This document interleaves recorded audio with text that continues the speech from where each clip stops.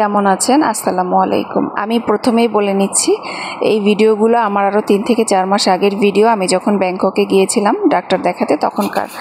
আমার আমি অলস আর এত ব্যস্ত ছিলাম, বাচ্চাদের পরীক্ষা ছিল, প্লাস বাংলাদেশে এসে অনেক বিয়ে শাদী দাওয়াত ছিল, রোজা ছিল, যার কারণে আমার এইগুলো ভয়েস দেওয়া হয়নি, ভিডিওগুলো পোস্টও করা হয়নি।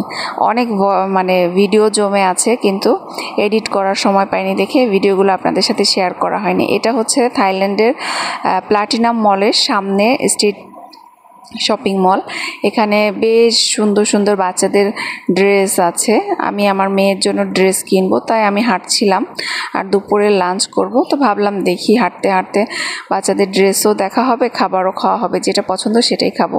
এই জুসগুলো আমার অসম্ভব পছন্দ, আর এখানকার ডাবের পানি যে এত মিষ্টি সেটা আসলে বলে বোঝানো যাবে না। কারণ দেশের বাহিরের আমি যে দেশেই গিয়েছি ডাবের পানি খেয়েছি, বেশ ভালোই মিষ্টি। এই যে এখানে স্ট্রিট ফুড দেওয়া আছে, আমি খুঁজছিলাম মুসলিম হালাল দোকান, তো এখানে ম্যাক্সিমামই দেখলাম যে হালাল দোকান, সব দোকানেই লেখা আছে হালাল মুসলিম, ম্যাক্সিমাম দোকানেই হালাল লেখা।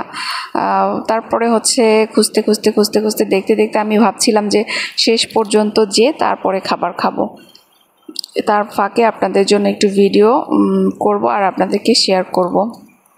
তো এই যে ফলগুলো রেডি করা থাকে, এই ফলগুলো আমি হোটেলে যাওয়ার সময় নিয়ে গিয়েছিলাম, কারণ যখন এখানে আসি তখন এখানকার খাবারগুলো এত বেশি পছন্দ হয় যে সেটা বলে বোঝানো যাবে না। আমি ম্যাক্সিমাম টাইমেই থাইল্যান্ডে যতবারই গিয়েছি ততবারই আমি এই শপিং মলের সামনে গিয়ে খাবার নিয়েছি, খাবার খেয়েছি, খুবই ভালো লাগে।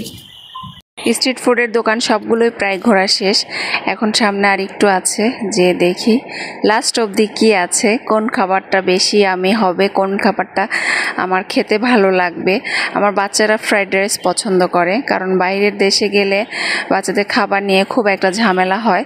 এজন্য আমি বাইরে যখন যাই বার্গার, চিকেন, ফ্রাইড রাইস, ওরা যেই টাইপের খাবার পছন্দ করে ওই খাবারটা ওদের জন্য নিতে আমি ট্রাই করি, যে দেখি যে কোনটা বেশি ভালো লাগে।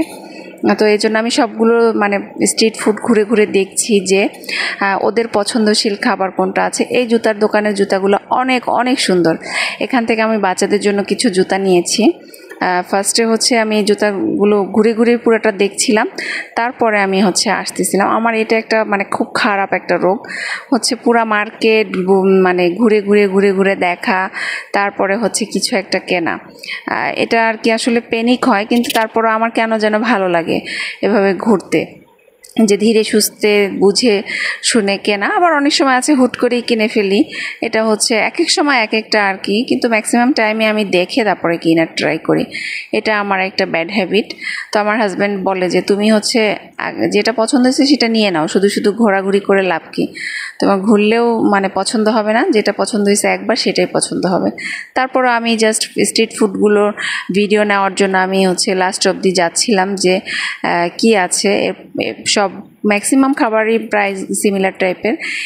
এই মেয়েদের ড্রেসের দোকান থেকে, বাচ্চাদের ড্রেসের দোকান থেকে আমি আমার বাচ্চার জন্য জামা কিনেছি, ছেলে এবং মেয়ের জন্য, টুইন বেবিদের জন্য।